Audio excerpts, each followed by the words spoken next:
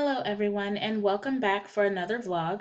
My name is Jasmine Braden, and I am a graduate student in the Master of Arts in Communication program at Queen's University of Charlotte. And today I will be presenting an overall summary of the article that was used in my previous vlog assignment, The Socially Challenged: Exploring Obstacles to Social Media Integration in Newsrooms by Matt Ritter. This article was published in Global Media Journal in June 2015.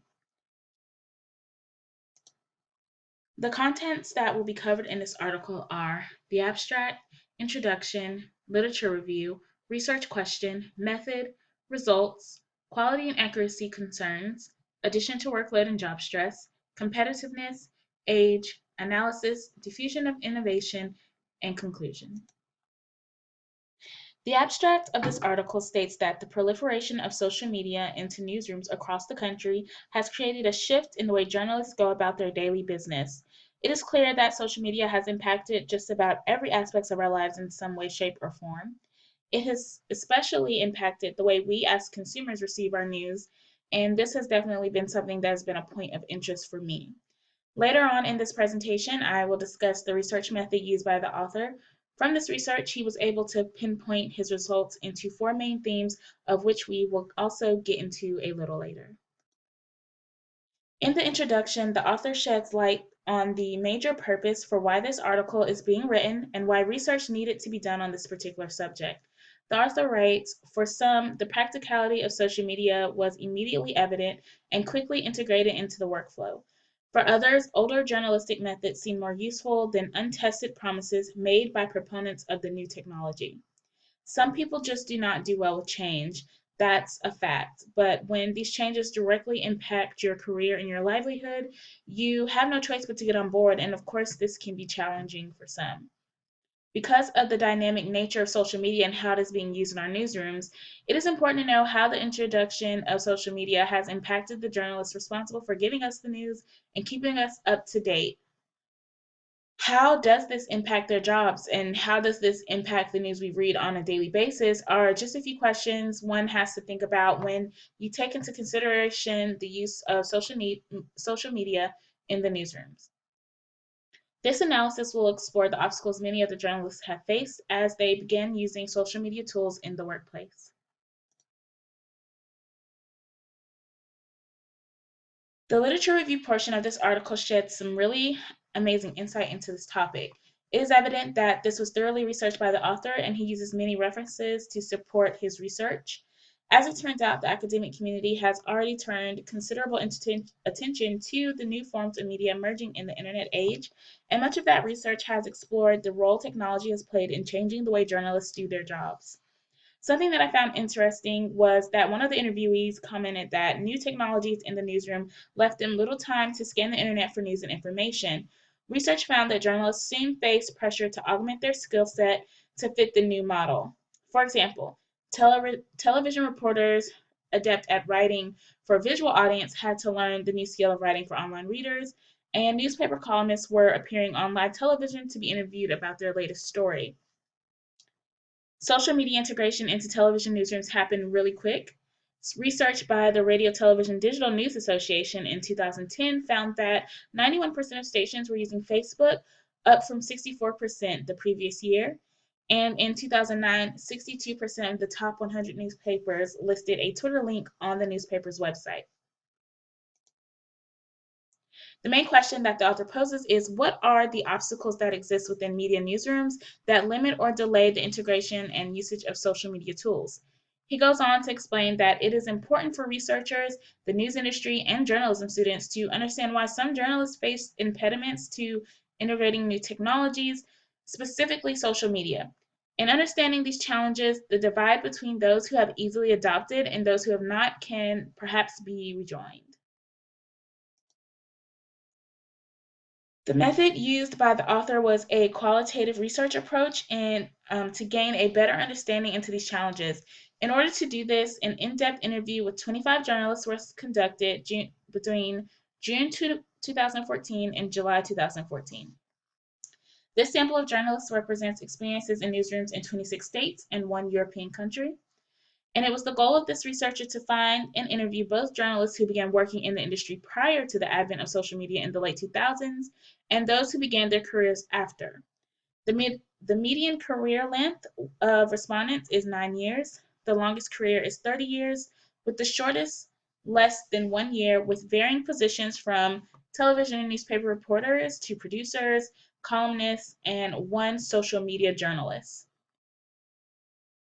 Of the 16 respondents, of the respondents, 16 began their careers prior to the integration of social media into the newsroom workflow, and they will be referred to as legacy journalists from now on. 8 of the respondents entered their media careers in the years after media outlets began using social media. This group will be labeled as neoteric journalists.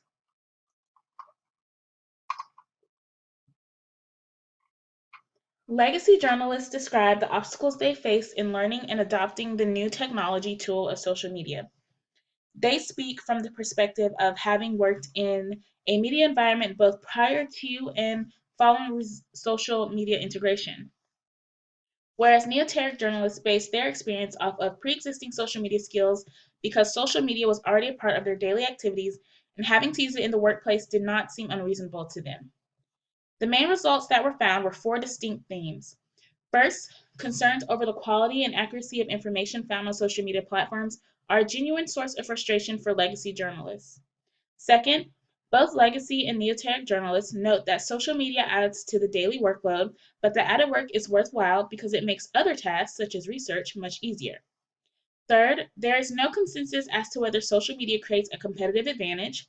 And finally, both legacy and neoteric journalists recognize age as contributing to resistance to and ease of integration. Quality and accuracy concerns. A superior news organization must disseminate correct and timely information before its competitors do so. The pressure to be first creates a challenge for journalists who are now relying on social media for information from sources as well as tips on stories. Some research has suggested that pressures have led journalists to spend less time checking facts. I've seen this happen a number of times where journalists rush to break the news story and end up putting out incorrect information only to have to retract it and put out the right story or risk having thousands or millions in some cases, depending on how large the media outlet is. Um, Users on social media tell them that they're wrong, and then that could be a little bit embarrassing. Unlike their neoteric counterparts, legacy journalists seem more concerned about giving viewers and readers an accurate account of whether the information was procured via digital tools or by an actual conversation with the source. Something else that's become popular in recent years is the idea that anyone can be journalists, and using footage submitted by viewers of events taking place has become very popular in the news. When you think of situations such as Mike Brown and Eric Garner, the majority of the footage that you saw came from a viewer's cell phone. And this is a concern that many legacy journalists have. The digital threat is very real to these journalists. For neoteric journalists, their concerns are a little different. One of the interviewees, a television news producer working in the industry less than a year, stated that she fears receiving a phone call from her manager questioning why she missed a story that a competing station has covered. She says that Twitter is her lifeline, stating that that's where she gets most of her news tips. So these neoteric journalists see social media for what it is, and they believe it can help them go about their daily tasks while also improving the quality of the product. Addition to workload and job stress. Recent studies confirm that workplace stress is on the rise as additional duties are being required of convergent journalists. For legacy reporters, social media has forced them to adopt a new way of gathering and disseminating news and information. One interviewee stated that his workload has truly doubled. While the number of tasks associated with each journalist's job may have increased, the time it takes to do some of those duties has decreased. Both legacy and neoteric journalists describe using social media for tracking down interviews, finding news tips, and gaining an overall sense of what people in the community are interested in on a particular day. Previously, these types of tasks were difficult. Some legacy interviews could recall only having one computer in their newsroom with internet access that was in the boss's office, so it was locked and unavailable for use once he left. Another stated he used to comb through the yellow pages and other business directories to find contact information for stories.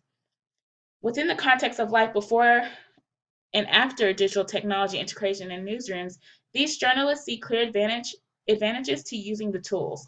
While social media has added to the daily frenzy, the benefits seem to outweigh the cost. Many legacy journalists often hold off on publishing information via social media for strategic reasons. Legacy journalists interviewed here drew attention to the struggle they face when choosing to break a story via social media instead of using the traditional medium. There is a clear distinction of opinions between legacy and neoteric journalists. The neoteric journalists view social media as an extension of the traditional medium. Simply stated, it is a way to keep viewers, readers, and listeners updated in the meantime. One Neoteric interviewee stated that she sends out tweets without a thought she might possibly tip off a competitor to a story she's working on. Several journalists note that because every outlet is eavesdropping on competitors by way of social media, a level playing field exists, giving an advantage to no one. Legacy journalists believe the decision to break news on a social media platform must be weighed. Several other legacy journalists agree that situations do exist when a news outlet should withhold content from its social media audience, usually for in depth investigative purposes. The age of each journalist was a clear factor in whether or not they struggled to integrate social media into their daily workflow. I didn't really find this to be surprising. For millennials who grow up with the internet, navigating social media website is like second nature. Also, millennials are innovative and interested in finding new, easier ways to accomplish things. So it doesn't surprise me that they tend to grasp social media a lot more than the legacy journalists. Overall, most legacy journalists are reluctant to adopt social media, but have dabbled in it. And as one interviewee said, he quickly realized he wanted to survive in the industry, so he would need to adapt. The research affirms the widespread impact of social media on the field of journalism. As these interviews represent a microcosm of the larger picture, it is important to note that much can be done to help journalists struggling with social media integration. Although some obstacles, such as age, will remain, mitigating the negative impact becomes a worthy object. The author notes that this can be accomplished through educational efforts and hands on initiatives. The solution here seems to be one of education as well as demonstration. It also is one that seeks to acknowledge and alleviate concerns that exist and not downplay them. Diffusion of innovation. The author denotes in Rogers' Diffusion of Innovation from 1983, he analyzes the way new innovations spread. With social media integration being the focus of this research, Rogers' theory provides a worthy lens through which to view the way the process works in newsrooms. Rogers describes rate of adoption as the relative speed by which an innovation is adopted by members of a social system. The author basically uses this theory to corroborate the research of this article and show how diffusion within organizations differ from that of diffusion among individuals. Within organization, characteristics such as size, structure, and organizational innovativeness all influence the rate of adoption by organization as a whole or individuals therein. Media outlets tend to vary greatly in size and represent a vast array of structural makeups, and they have different methods for tracking records and innovation. So each of these characteristics appear to influence the amount of time it takes for journalists to adopt to social media technologies, which supports Rogers' theory. The author states to neoteric journalists, a newsroom without social media is perhaps akin to the antiquated notion of literal cutting and pasting, a concept lost on those who have only used the function in a figurative sense on their personal computer. And I really believe that that statement alone sums up this entire article. Neoteric journalists simply understand the technology and appreciate it for its convenience. Legacy journalists, on the other hand, feel pressure from managers looking for ways to stay ahead competitively and who force them to quickly alter well established habits. Whether voluntarily or by enforcement, journalists in the new media environment are expected to utilize social media to do their jobs. The challenge of solving the integration dilemma does not appear to be one that falls at the feet of educational institutions. These are skills acquired outside of the classroom.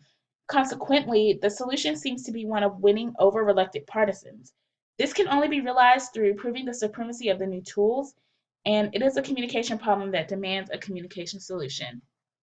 Thank you so much for your time, and thank you for watching this presentation.